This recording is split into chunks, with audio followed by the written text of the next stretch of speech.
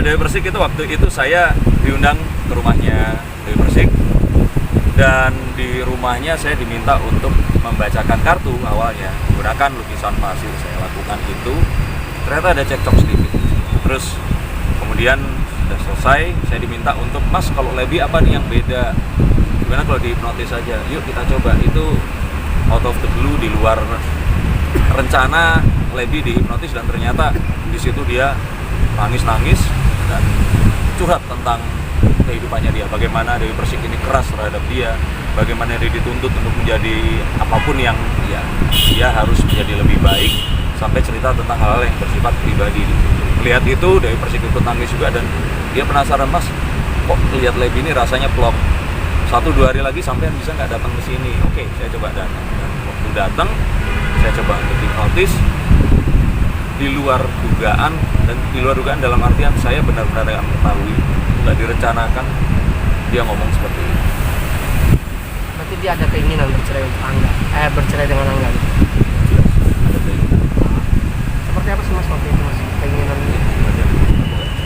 Seperti apa sih keinginannya DP itu? Kenapa dia pengen bercerai gitu? Pasti ada penyebabnya gitu. Yang seperti dilihat di konten DP dan konten saya itu, DP ini merasa bahwa dia capek karena harus dia yang kerja, dan dia pengen suaminya ini lebih proaktif untuk mencari nafkah.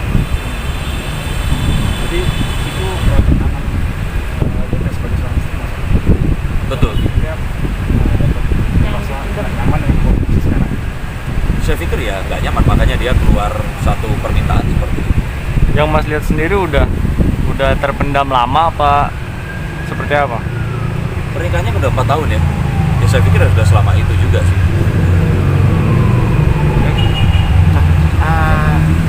Dari segi Angganya sendiri sempat Mas hipnotis atau enggak? Oh sempet. Wah Mas nggak nonton nih, subscribe juga dong biar tahu.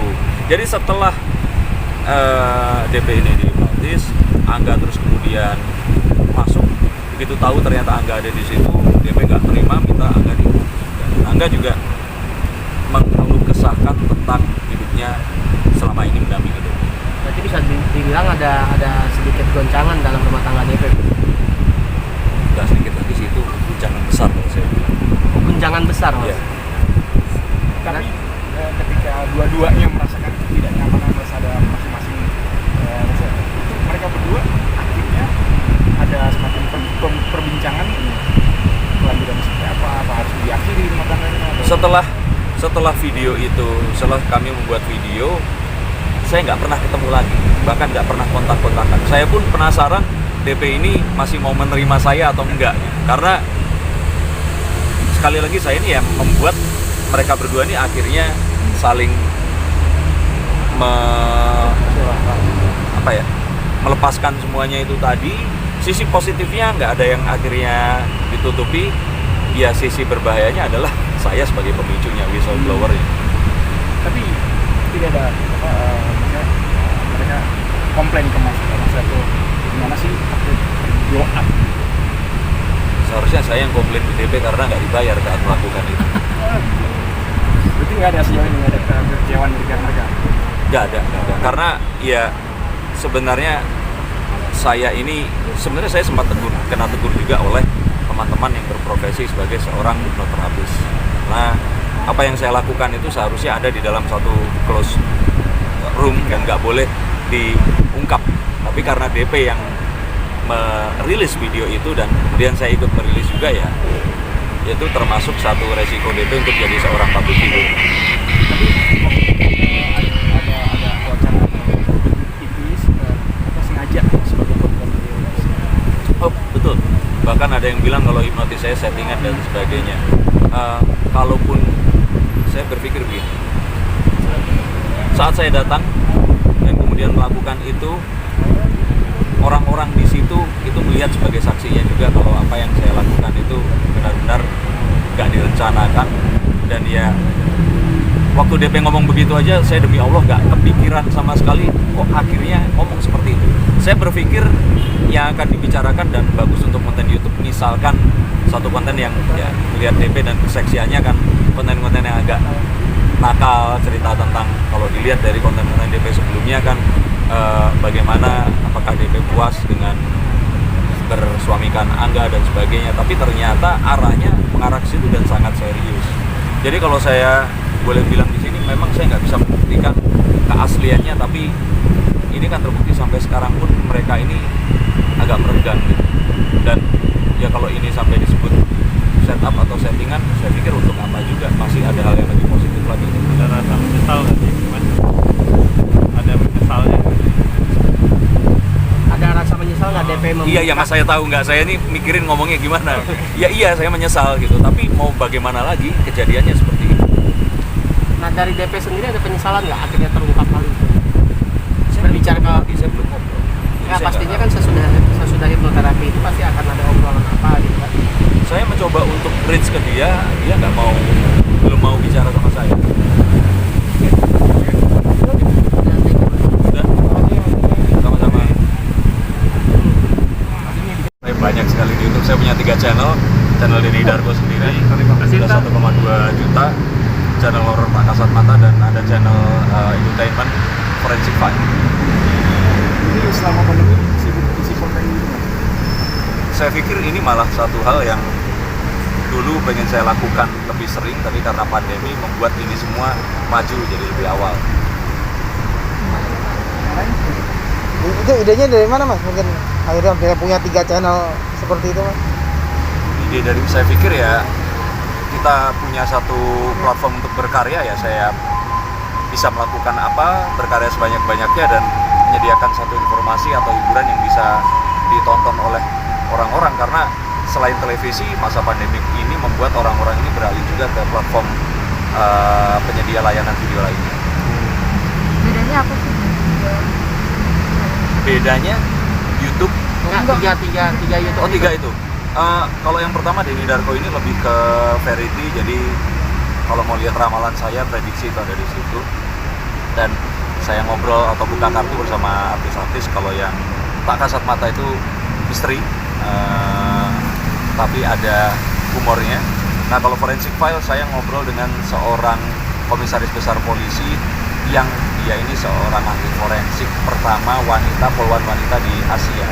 Jadi dilakukannya interview ini ada di kamar jenazah, ruang autopsi, saat menggali kubur dan sebagainya. Jadi ingin memberikan satu hal yang kalau orang berhubungan dengan kematian itu kan sesuatu yang menyeramkan, tapi ternyata ada satu hal yang positif yang bisa kita dapatkan dari praktek forensik ini sendiri. Berarti bisa dibilang menguntungkan ya memiliki channel YouTube sekarang ini. Oh, saya mengajak semua orang untuk menjadi YouTuber, karena jika ternyata channel itu berkembang dan bisa dimonetize, Anda akan punya peluang untuk mendapatkan penghasilan yang saya bilang amat besar. Kita itu akan mematikan sebuah media Mas. Kita setiap artis memiliki channel. Seperti Mas ini di sini, kayak dulu orang pakai mesin ketik untuk membuat itu.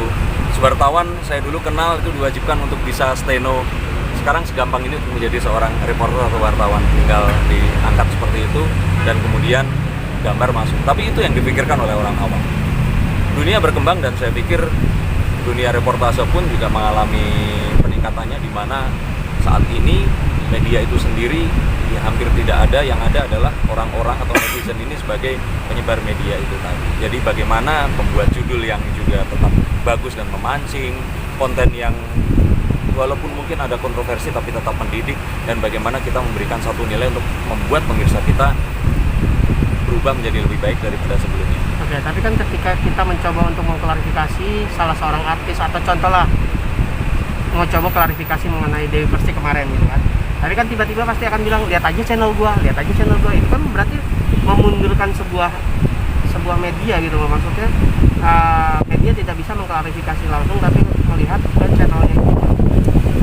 Ada satu konten Raditya Dika yang membahas saat ada Skinny Indonesian, itu YouTuber mungkin sekitar 2 tahun yang lalu. Mereka YouTuber wave pertama masuk, yang mereka ini protes dan komplain kenapa kok YouTube sekarang ini berbeda. Saya pikir perkembangan zaman ini sesuatu yang nggak bisa kita keluhkan, sama seperti adanya pandemik dan COVID-19.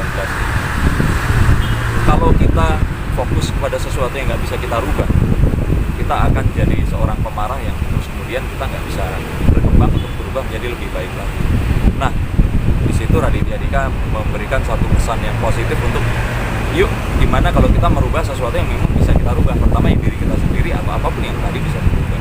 Nah, artinya bahwa saat seseorang nggak bisa mendapatkan source dari satu sumber, tapi tahukah Anda bahwa sebenarnya untuk menjadi seorang YouTuber itu bahkan tidak perlu sebuah kamera. Kita bisa mengedit konten yang sudah ada dengan mengakali copyright-nya agar tidak melanggar, dan kemudian memberikan keterangan menggunakan grafis atau suara, itu namanya fair use video, dan kita bisa tetap unggah itu tadi. Jadi sebenarnya kalau dibilang ada kerugiannya, ya ada kerugian. Sama seperti kalau dari Jakarta ke Surabaya naik kereta api membutuhkan waktu 1 malam, tapi kalau pesawat hanya 1 jam 40 menit, tapi saat pesawat itu fail terus jatuh, ya kita akan mati. Kalau kereta api kan enggak.